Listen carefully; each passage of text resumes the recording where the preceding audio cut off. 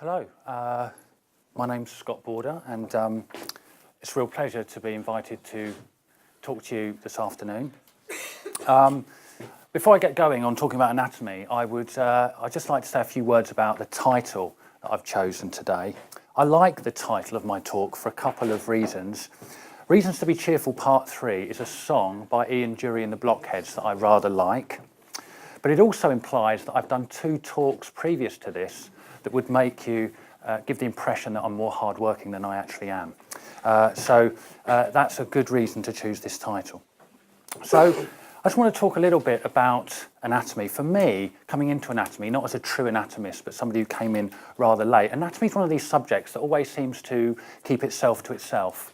And that might be because it's got a slightly macabre nature. I mean, basically people cut up dead bodies as a way of training, although I think you'll all agree that Big Bird does seem to be enjoying himself.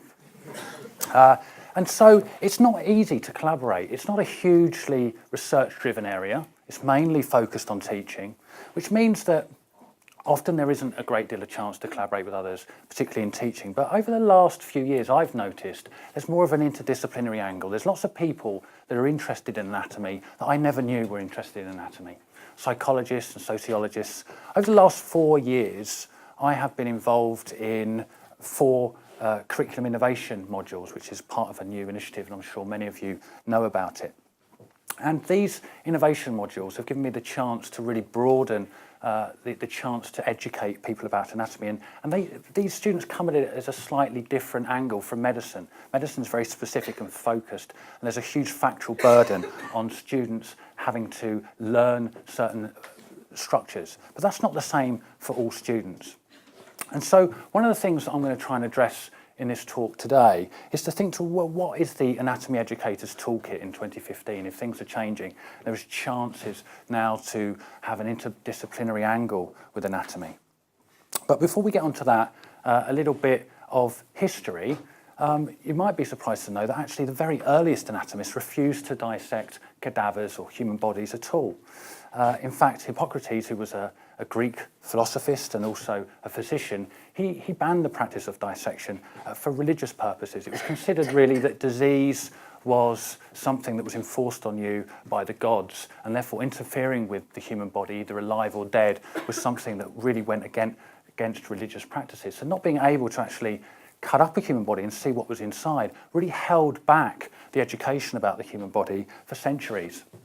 And so this was quite a big problem and for a long, long time. But certainly since the European era, before the Renaissance, where there was an opportunity for the chance for educational reform and a more humanist thinking. When the Renaissance eventually came along, it meant that people were slightly more open-minded. And with the Renaissance came the birth of university.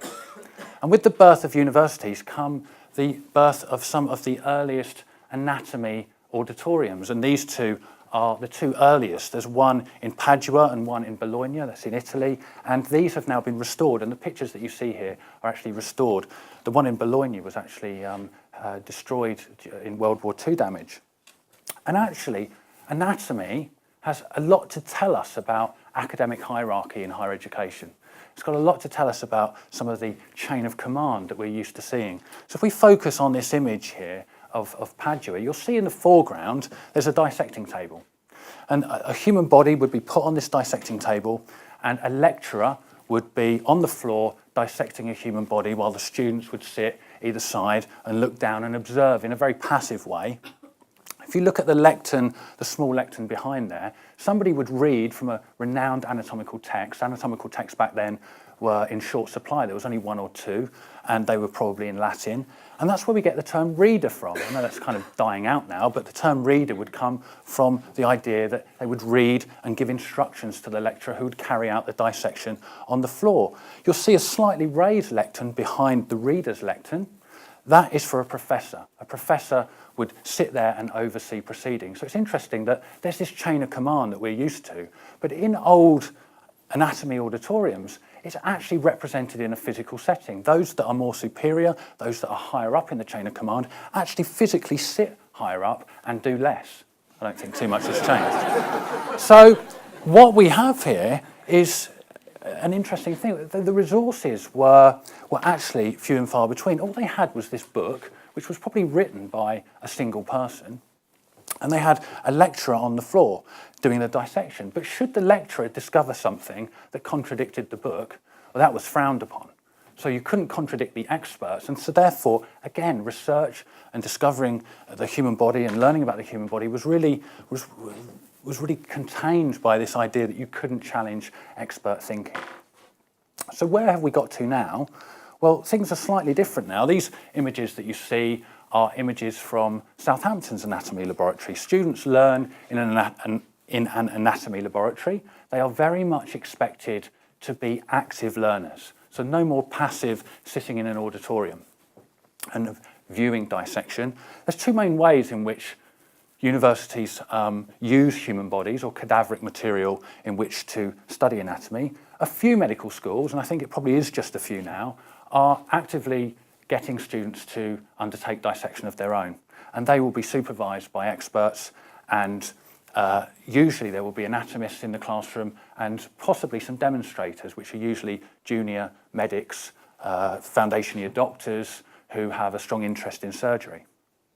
And the other way of using human tissue in anatomy laboratories is actually something called prosection. This is where dissectors dissect human tissue in advance and then display certain structures so that students can come and pick up these structures and have a look at them and study them, which is often the preferred method. And I must say that's the method Southampton uses, and that's the method which many universities use. It's fair to say that most universities these days incorporate some aspect of technology-enhanced learning, either through their own designed bespoke learning packages or through apps and various other types of interactive media. So we've come quite a long way. What happened in the early part of the last decade was something quite unthinkable happened. A professor of medical education had an idea that was probably unthinkable to most anatomists. So this chap called John McLaughlin, he began a new medical school at Peninsula. And he thought that you could do away with using human bodies altogether. You didn't need cadaveric bodies to study anatomy, because he thought, well, how do medics use anatomy in clinical practice? Well, they use it really in two main ways. They use it either as surface anatomy, so that would be the kind of clinical examination that your GP might do, or they use it as imaging, so the interpretation of CT scans, MRI scans, radiology. And he thought it made sense to teach medics anatomy in this context from the very beginning. And of course, many universities at this time thought, well, if we can teach anatomy effectively without the use of human tissue, that's actually going to save us a lot of money, because these anatomy laboratories are really expensive to run.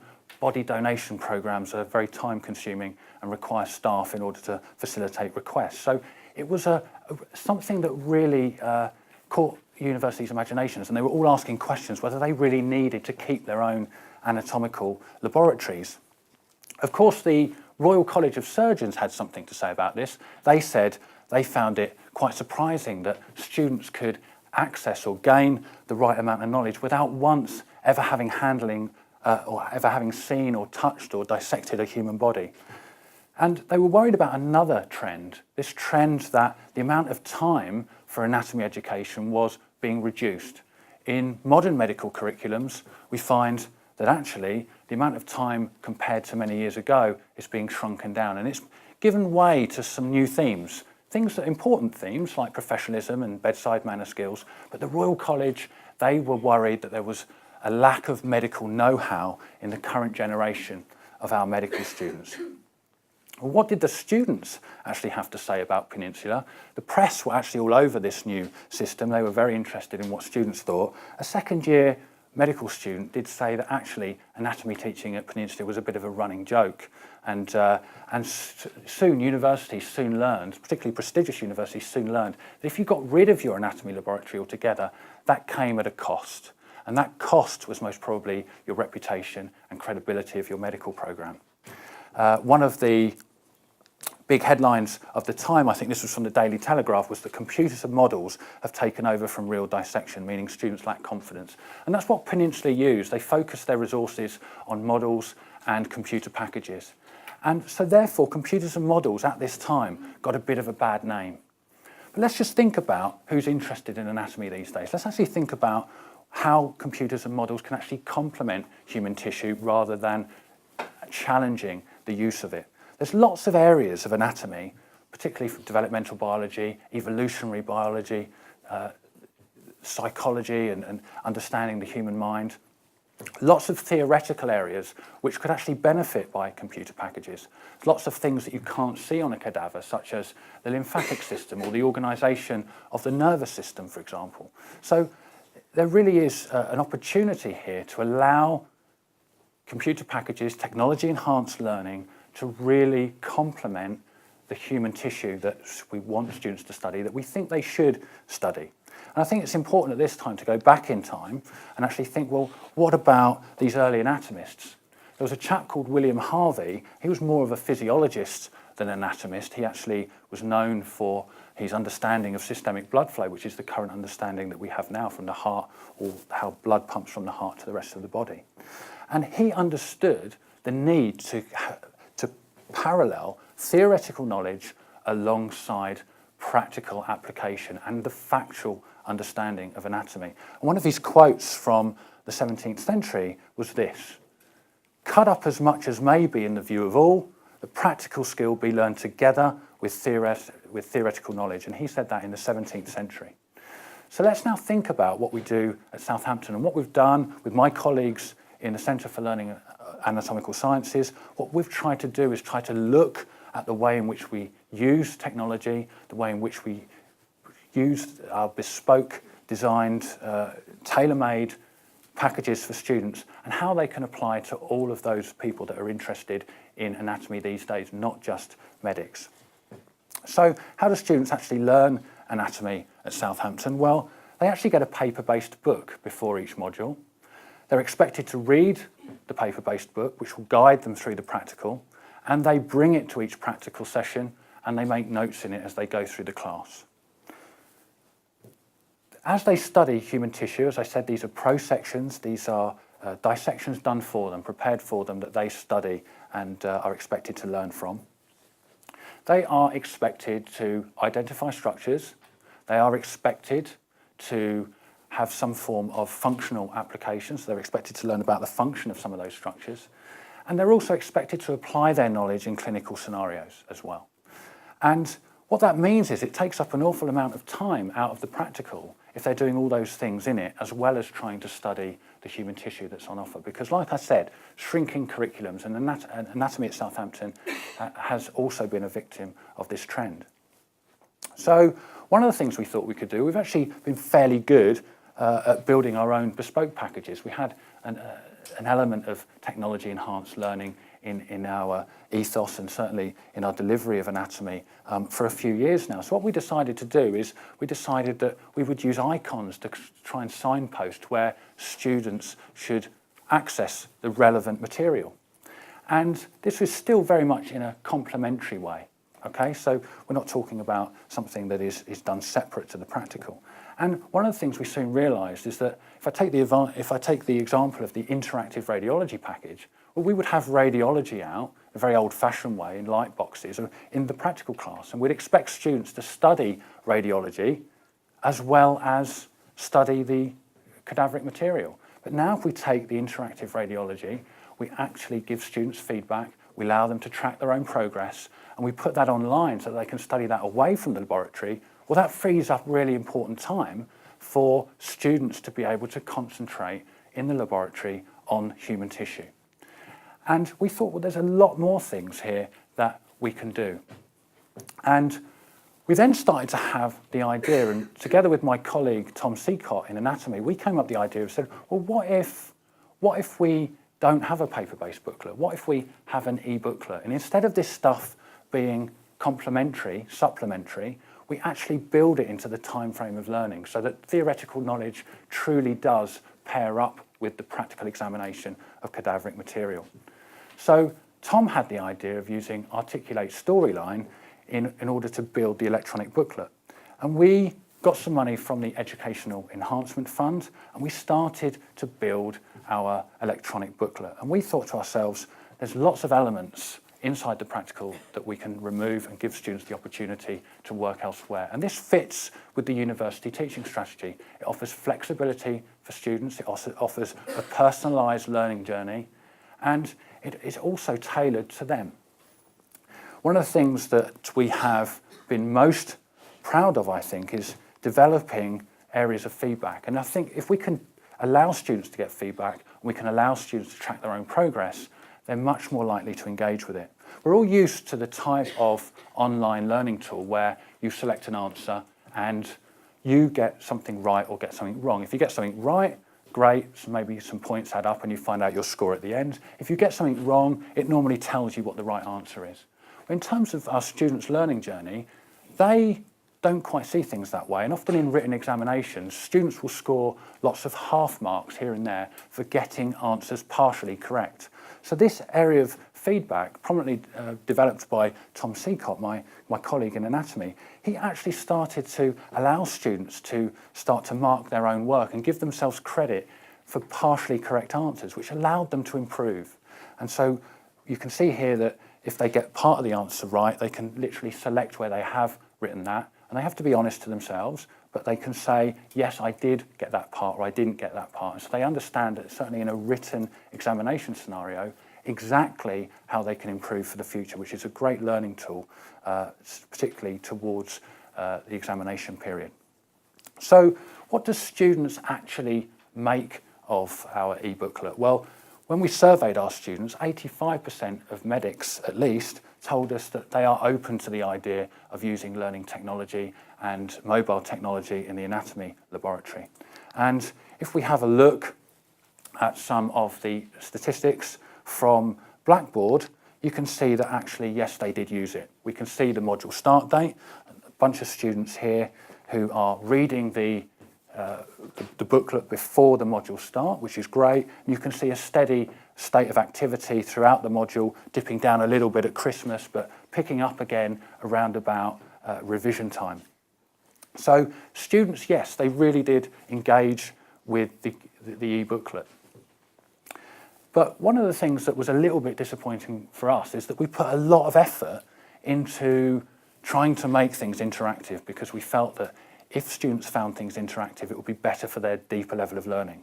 But what we found is, if we look at this graph, we can actually see the elements here, such as video demonstrations and lecture podcasts and Show Me, which are whiteboard tutorials on an app on the iPad. These were the most popular areas of our electronic resource, which was a little bit disappointing for us, because these are the most passive areas, and we were hoping that they would be encouraged to use the more interactive elements of the e-booklet. And so one of the things I'm trying to do now is trying to say, well, actually, if these are their favourite components, yes, they are good for the student learning experience, they improve the learning experience, but there's very little evidence to suggest that this type of learning actually improves their level of understanding. So I'm working now with Stefan from Iliad in the media group, and we're going to try and make interactive video, and together with the iChamp initiative, we've got an iChamp in medicine. That's our next step for the iBook. Let's say, well, let's have a look at what's most popular about the technology, and let's try and make that interactive. It's no good if a student sits for 20 or 30 minutes watching a passive anatomy video. Even though they might feel they're getting benefit from it, they really aren't. So we need to make sure that we can break that up, make it interactive, and restore attention levels. The other thing that I think has been a huge success about this initiative is actually getting students involved. And I know people say this all the time, but I find it very difficult often is that when we work with students, we often think we're kind of collaborating with them, but we're really supervising them. But we shouldn't do that. We should truly collaborate with them. We should make a true partnership with them where their ideas are as valuable as ours. And I think the benefit here is that working with students, you get the quality control of the faculty, and you know the product you're making is good, but students know exactly the spots to hit where learning packages need to be designed. They also know the right pitch in which to communicate the ideas across to their peer group. And so working with students has been absolutely imperative to our success. We've had students working on the e-booklet. I've even paired up with MedSoc, which is the Student Society in Medicine, to actually give them an outlet for educational resources by using these Show Me tutorials on the iPad. And we've actually been making them together. And so I've done some, and some of the students have done some, and we've kind of peer-reviewed each other's, and we've made sure that they are of the right standard, and then we've released them through the MedSoc website, not through Blackboard, not through anything else, but through the MedSoc pages to show that it's their product and it's them that are responsible for an educational resource. And to have the faculty on board in a truly collaborative way, I think is a brave step, but an important step. So what are we going to do in the future? Well, we're going to make more e-booklets. We've got first and second generation e-booklet. We may even go further and try and embed some of these videos that I've talked about into the booklet. But one of the things that is a bit of a dream for me, really, is the idea of building a virtual laboratory. I said before, pairing up theoretical knowledge with practical knowledge. And when I talk about building a virtual anatomy laboratory, I'm not talking about a place where a student can physically go in and virtually dissect. We've already established that the anatomy laboratory is the place where that should happen, and I think continue to happen for the future. But I'm talking about a place where there are shelves, cupboards, models, where students can literally cherry pick all of these resources. It's very overwhelming when you see lots of resources on Blackboard. Often resources on Blackboard, bespoke resources that just sit there without any true guidance. Students become more overwhelmed with them than excited about them because they just don't know where to start. So the idea that any student that goes through their formal years of actually studying this material, they then go on to their third and fourth and final year, they can kind of curate stuff. They can store stuff in the virtual laboratory. In one cupboard, there might be all the e-booklets. There might be radiology tables, they can pull out some of the radiology packages, and they can curate it much like they would with Scoop It, or much like you might retweet stuff in Twitter to your own page. And this would encourage lifelong learning. This would encourage the idea that students can take with them and organise all of their media and all of their technology-enhanced learning material to make it personal to them. And that's what the virtual anatomy laboratory is about. I'd like it to represent the physical laboratory, but somewhere where they can organise all of their electronic resources. The great thing about Articulate Storyline as well is that because most of this stuff is driven theoretically, we've used templates that are easily adaptable to use for curriculum innovation modules. So should we want to adapt that to curriculum innovation modules in archaeology, in psychology, in engineering, for example, we can do that quite easily, and it also fits the idea that we can build Articulate Storyline to meet the needs of online assessments as well. So I very much see the virtual anatomy laboratory partnering the practical anatomical laboratory in the future of anatomy education. And we believe that this approach is versatile and can modernise attitudes towards learning anatomy in the future. Thank you very much.